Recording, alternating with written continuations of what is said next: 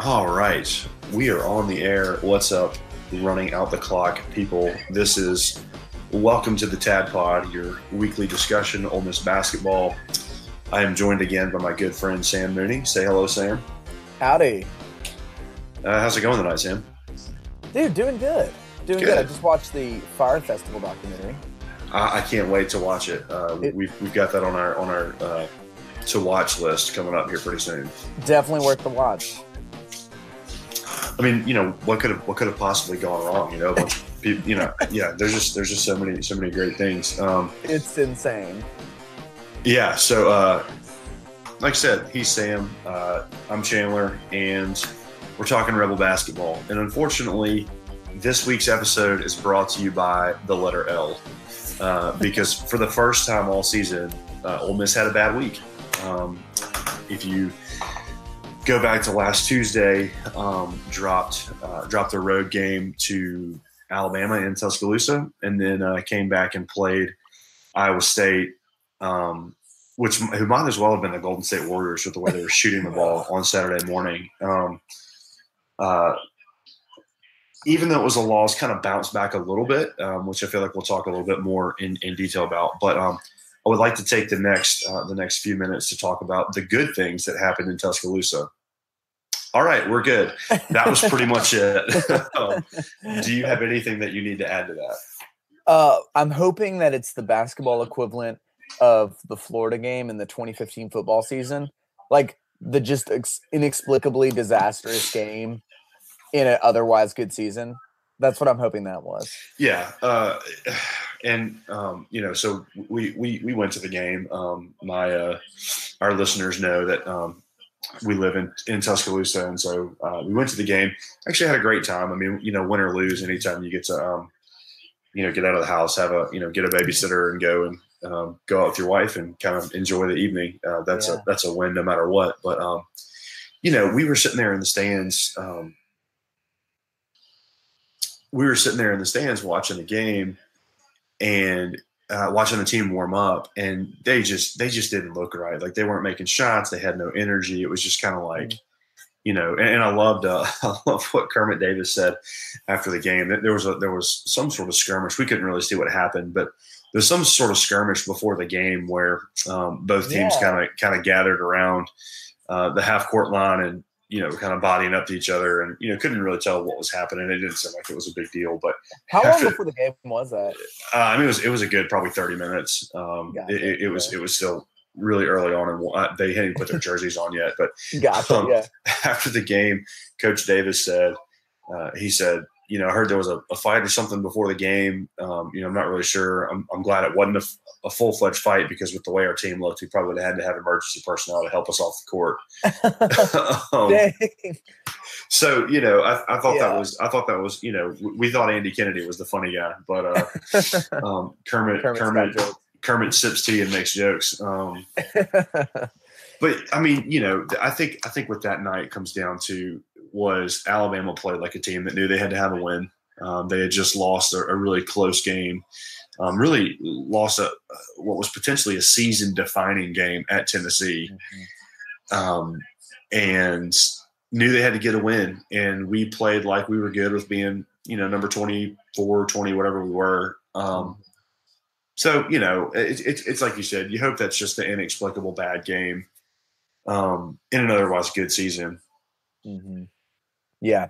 I thought Alabama, I agree. I mean, you never know how a team's going to respond to a loss like the one they took at Tennessee. Sometimes people play their best game against the top-ranked team and then flounder the Saturday after against somebody great. But it's like, if anything, they had some confidence coming off that game, and they played like it. They played like they knew they could beat anybody. And anyway, and I agree. I actually did not get to see a whole lot of the game, but it was rough, man. Yeah, you didn't miss much. It just early on, Blake Henson came out and scored, I think, 5 quick points, and he was looking like, we'll talk a bit more about Blake in a minute, because he seems like he's trending in a good direction again. But, he came out, he had 5 points very early on, and then had I had 2 fouls early, and officiating is not the reason Ole Miss lost that game, obviously, but the officiating I felt like set a really weird tone for the game that you just never could get any kind of momentum going to the point that you're it's one of those games where you're on the road and with 10 minutes to go in each half you're shooting free throws the rest of the way, like that. you just can't ever get a flow for that. So but whatever, you just you hope it doesn't linger. And and let's move ahead to Saturday. Even though Ole Miss lost to Iowa State, it didn't really seem like there was any kind of hangover effect from Tuesday. What did you think? Yeah, I agree. I mean, it's funny. It was such a frustrating game to give up 87 points, but there was a degree at which you're like almost not even mad because you're like, people just don't shoot 70% from the field. Like that doesn't happen, and so. It was just like witnessing a statistical anomaly. Yeah. And again, at some point you're like they got some shots from like exposing the 1-3-1 and like finding the soft spot in the zone and hitting the corner three. But then there were also times where it's like, we couldn't have contested that shot better other than blocking the ball. And they made it, so yeah, it was tough. And then there's the shot where the guy shoots it from like the eye in the pavilion logo, and and the net doesn't even move. It's like what do you because we were at the game and I told my dad I was like there's no way they keep shooting 60% the rest of the game. It's just like that just doesn't happen. And I was right because they ended up shooting like 70% for the game. Yeah, that was the thing is like at halftime you're down 5 and you're like, okay, we didn't shoot particularly well. They were lights out. Based on the theory of like reversion to the mean, we should have a close game to end this thing out or get the win probably. But then they got even hotter, and and that's the thing is, it's like 73 points gets you a win a lot of the time. 73 points in the SEC gets you a win just about every night. Yeah, and so it's like offensively, we got a lot of things done, but man, what do you do when they're shooting like that? Yeah, and you wonder what could have happened had the start been a little bit more active, because we early on, both teams were struggling to shoot, but we had, I think Dom had a shot rim out, Terrence got to the rim a few times and didn't go in. It just, just things just like you're getting great looks, you're getting inside and just nothing is happening. And I think that was the thing that was so frustrating about it. Cause you were like, like you said, like you were worried about a hangover effect, but they really came out with a lot of energy and a different body language, and it just wasn't your night is what it was. And that and even with all that said, there was a point with like 8 minutes left in the game where you cut it to 2. And you had several chances to either tie or take a lead, and it just didn't happen. Yeah. But I don't know. Were there any? I'm interested to hear your thought. We haven't talked about this at all before we started recording, so I'm interested to hear kind of what you think. But were there any kind of individual performances, even in a loss, that really kind of stood out to you that might be encouraging for the next 2 games? Yeah, I think just the fact that Brian's been so consistent lately. He had 22 in that game. He's looked great, and I mean TD, I want to say dropped 18 or 20 so it's like you're still getting great production from those guys. Like we said, the flaw in the game was just the defense. So I thought their performances were pretty encouraging. And I also agree with you, alluded to this earlier, but it does seem like Blake Henson's settling into a rhythm for sure.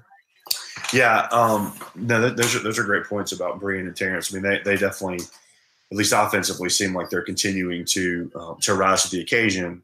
And I thought, I'm gonna talk about Blake and about and talk about Devontae because Blake Blake had that huge game against State, dropped 26.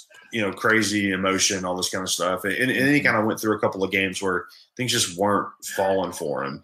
And you kind of wonder, like with a freshman, are you kind of hitting the wall, or things kind of slowing down for you this year? Because you kind of see the potential and the talent, but when you're not used to playing 30 games, you don't know how to kind of balance your energy out, balance out your emotion. But I thought he bounced back really well. He had some big shots, had some big defensive stops. I thought the same thing about KJ. I thought KJ individually, to my obviously very untrained eye, I thought KJ played his best defensive game yet. Yeah, that he was all over the place. He was doing everything he needed him to do. He was in passing lanes, but he was being a difficult guy on the court. Yeah, and I feel like that's more than just kind of like a lockdown defender like Devontae Shuler is. I feel like KJ is just a guy who you don't know exactly what it is he does. You just hate him because he's everywhere. His arms are 10,000 feet long, and he's got that kind of mean, like starving junkyard dog look to him. Andy Kennedy used to say that about Bam Doyne all the time, and I think he's got a tattoo on his shin, so nothing's going to hurt him. So it's like, yeah. So I thought he played really well, but go ahead. He's almost like their games aren't particularly similar, but I think their overall effect on the court is similar. Kind of like a Murphy Holloway type, where you're like, he's never gonna maybe be an all-star or like do these particular things that jump out at you, but it's like he just makes an impact on the game whenever he's in there. I think, Murphy Holloway is an excellent comparison for him, and I think he and Henson both are Murphy Holloway type players in that they can do so much. But I think the thing about both of those guys is that their offensive ceiling is much, much higher than Murphy's was. You really didn't want Murphy shooting more than about, I don't know, 4 feet from the basket. And you definitely didn't want Murphy Holloway shooting free throws. They're one of my favorite Andy Kennedy stories that I've ever heard. In the SEC championship game when Ole Miss was playing Florida, Coach Kennedy called the timeout after Murphy Holloway had shot a free throw, and Murphy came back to the bench just furious. He was like, "Coach, man, you're gonna ice me, like what's up?" And Andy Kennedy looked at him and said, "Murphy, how the F do you ice a 48% free throw shooter?"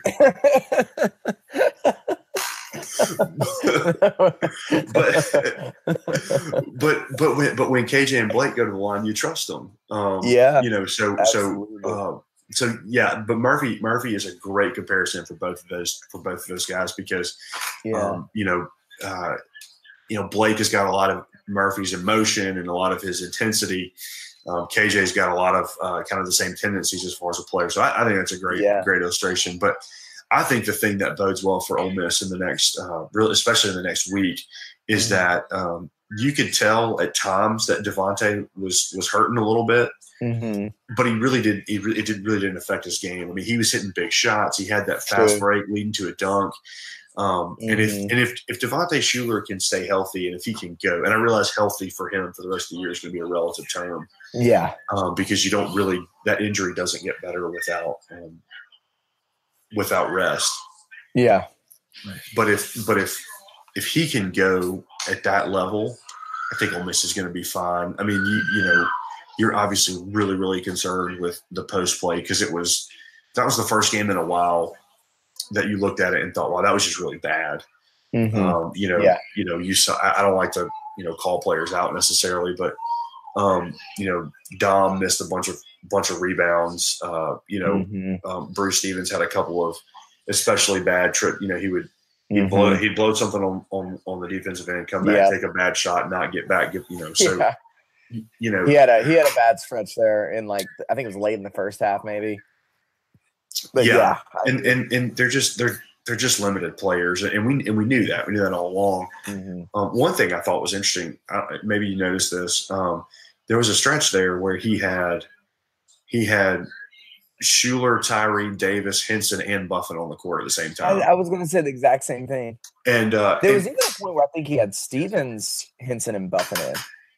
Yeah, but it really seemed like that lineup, the smaller lineup, worked.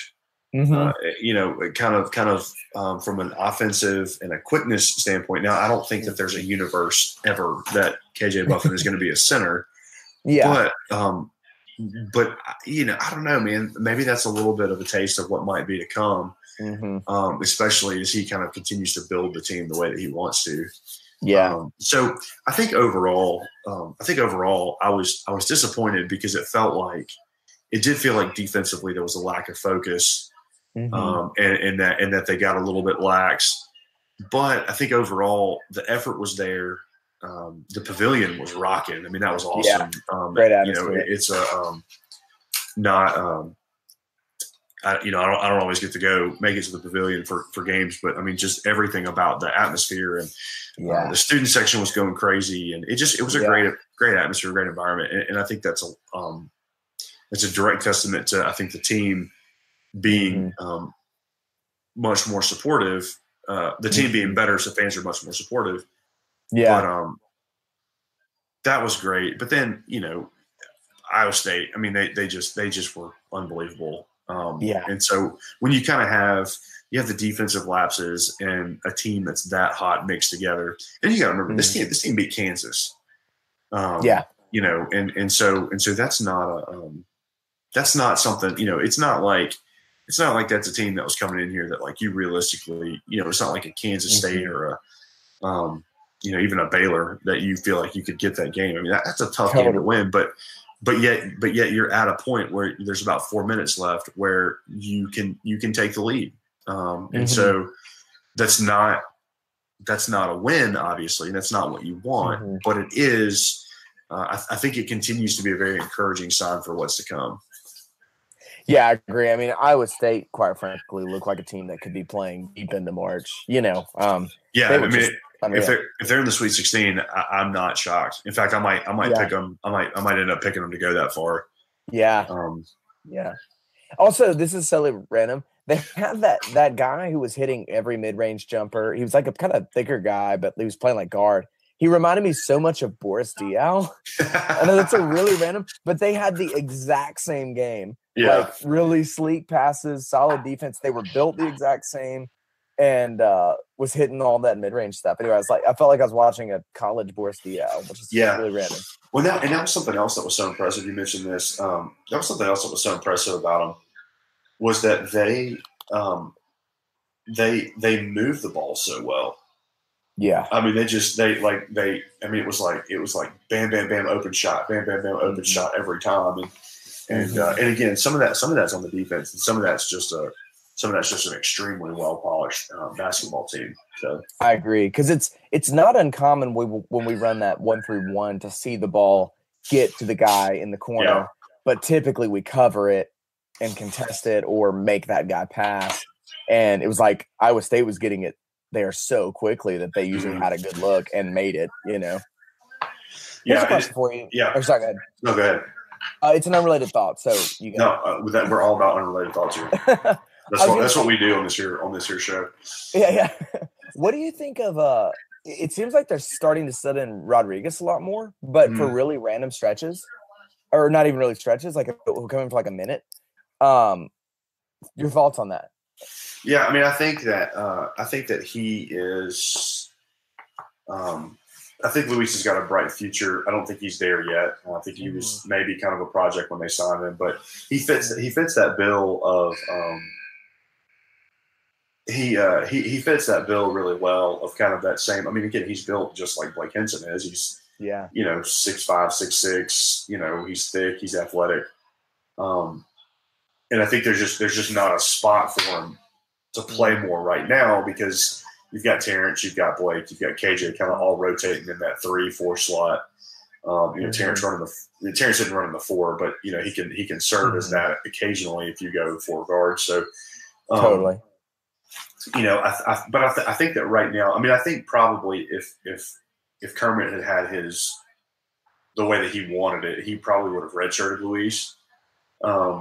but with Franco Miller being hurt, with some of the other junior college players not necessarily panning out the way you thought, you got to get Luis in there. And I think overall he's done fine. He hasn't done anything that particularly stands out good, but he hasn't done anything that stands out negatively either. So he's a guy I'd be really interested to watch in the off season and kind of how he develops over the summer, because I think next year, especially with Terrence graduating, I think next year he'll play a much bigger role on the team, on the court.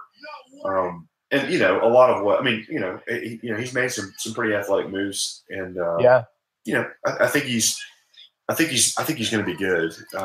But it'll just take some time to grow, and that fits in, I think, with the team as a whole. I'd love to see, I would have loved to have seen what Kermit Davis could have turned Terrence Davis into over 3 or 4 years. Yeah, because there's so much about Kermit's defense and the way that he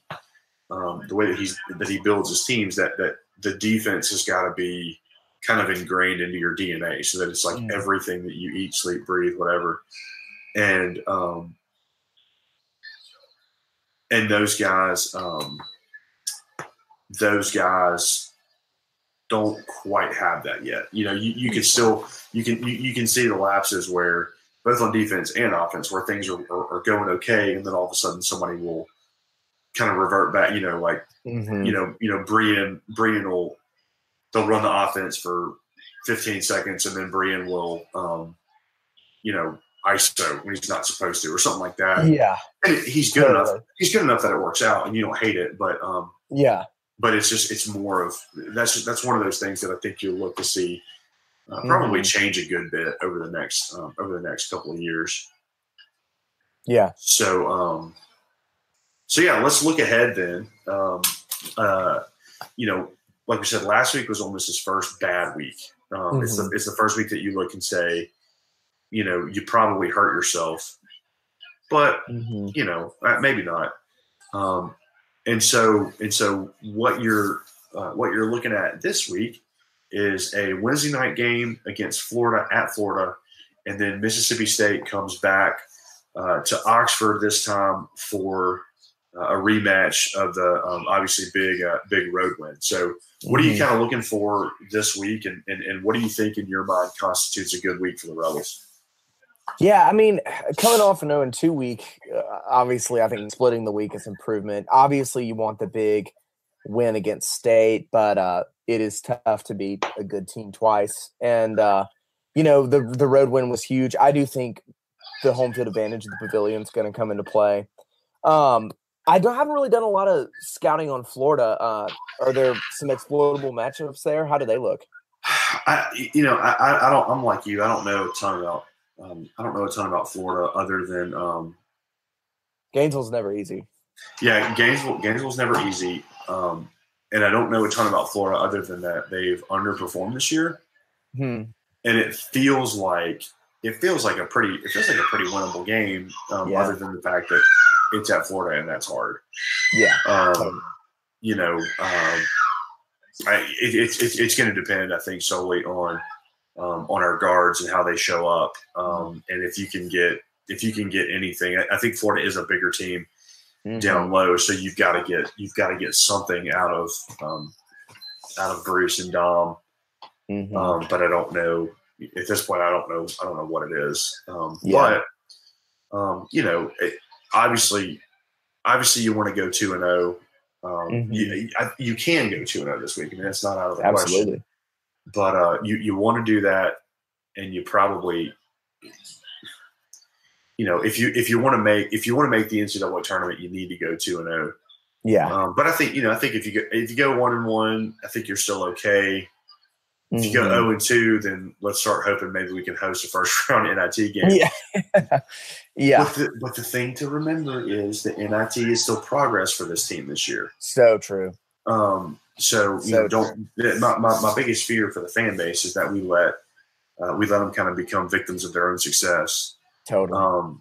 I don't think that's going to happen. I mean, the crowds may dwindle a little bit, but I think people overall have liked what they've seen, and they're willing to kind of continue to support it. So Absolutely. And and honestly, that's the biggest thing that hurts you with the Alabama game. It's not so much that it's a bad loss or you got blown out, but it's that when it comes down to Selection Sunday, you lost to a team that's probably going to be on the bubble with you. And so as they look at all the different measurables and things, you may beat them in a lot of areas, but that a lot of times that head-to-head argument is a pretty powerful one. So.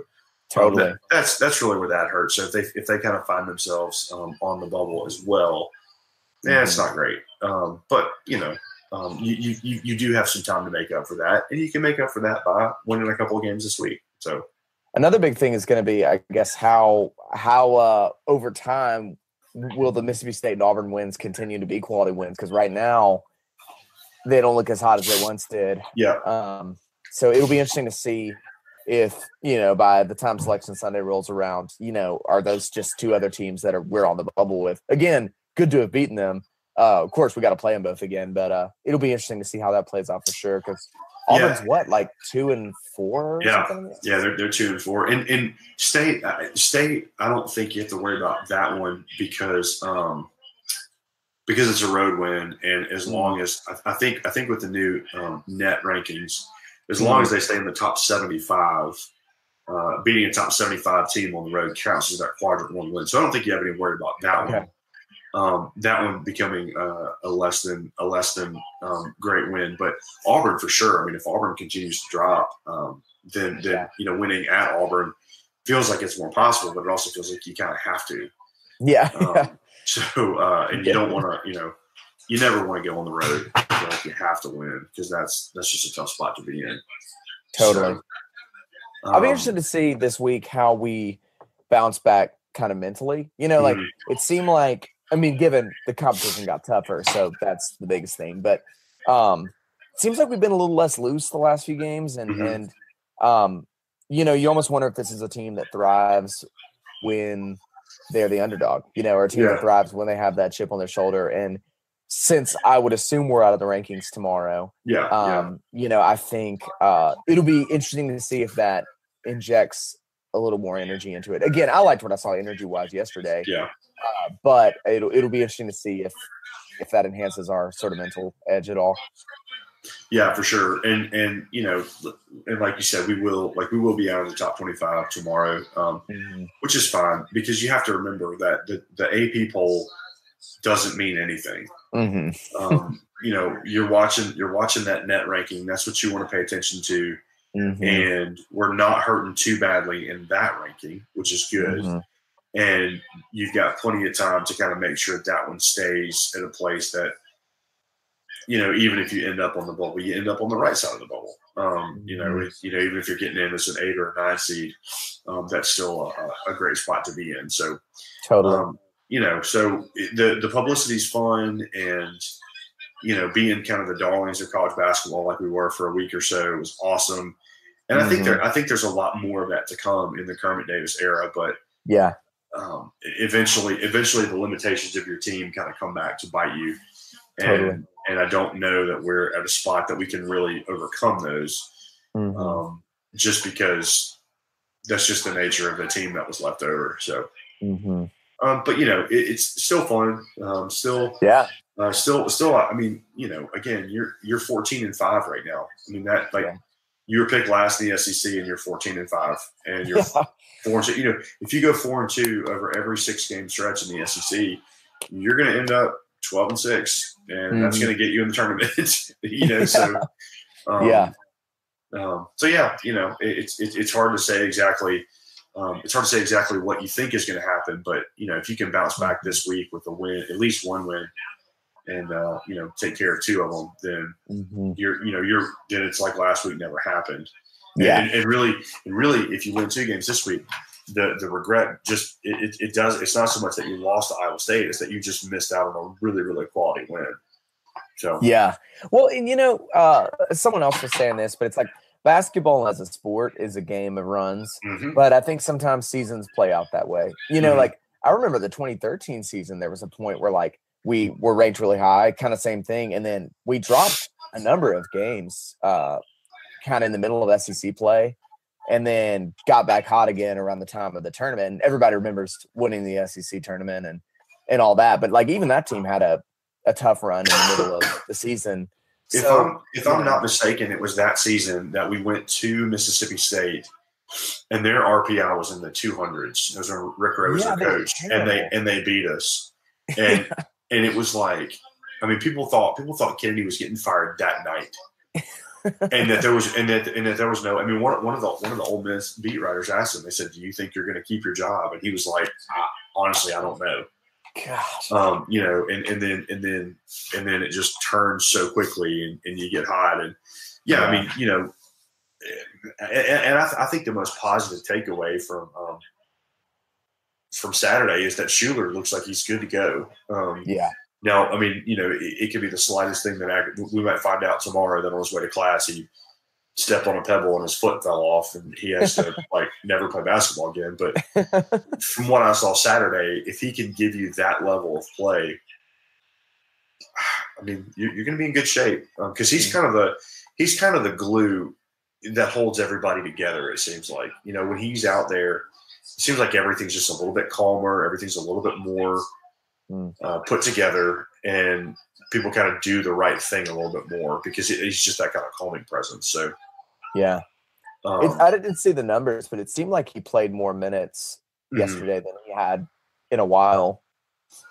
And they were really effective. They were really effective minutes. He had some big shots and we had some dumb turnovers, but he's still learning to play the point guard position. So, there's a lot of things to unpack and a lot of things to kind of pay attention to. But,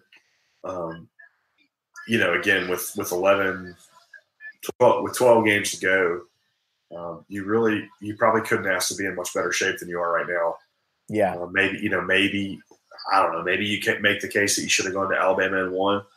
But you know, outside of that, you know, you really can't ask for a better spot to be in. So I totally agree.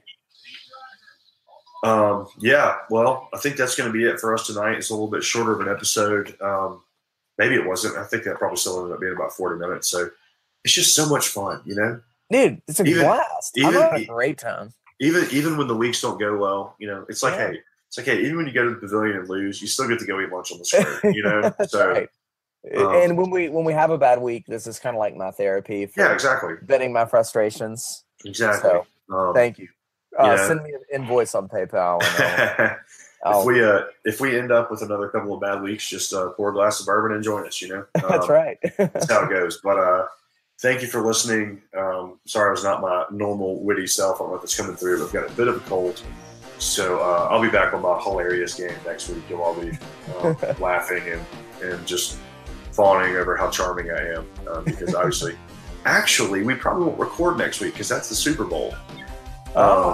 So we'll figure something out. We could do earlier. I could do earlier, I think. Do earlier, maybe do Saturday. I don't know, whatever. We'll figure it out. I'm in. This is a very professionally run organization here, and we've got to my people have got to talk to Sam's people, get the agents on the phone, all that kind of stuff. We'll figure it out. Our time is very high in demand. So that's right. So anyway, thanks again for listening. We are signing off again with Running Out the Clock Sports, and welcome to the Tad Pad. Chandler, he's Sam, and stay tuned because Young Sheldon is next.